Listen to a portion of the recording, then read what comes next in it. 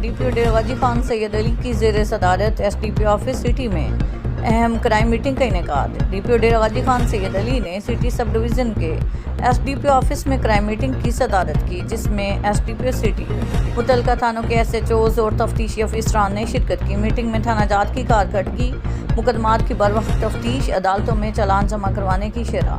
زیر التوا مقدمات، اشتہاریوں کی گرفتاری اور منشیات فروشوں کے خلاف جاری کارروائیوں کا تفصیلی جائزہ لیا گیا۔ محمد فاروق گاجر نے تھانہ شاہ جمال پولیس کو بیان دیا کہ گزشتہ رات پل شریف چھجڑا پر واقع آرا جو کہ میاں غازی چھجڑا کا ملکیتی ہے اور میں نے اسے کرائے پر لیا ہوا تھا، صبح نماز کے لیے جاگا تو دیکھا کہ دیوار کو نقب لگا ہوا ہے اور سامنے آرا مشین سے 3 فیز اور موٹر 15 ہارس پاور جس کی مالیت 1,50,000 روپے ہے، چوری ہو گئی ہے۔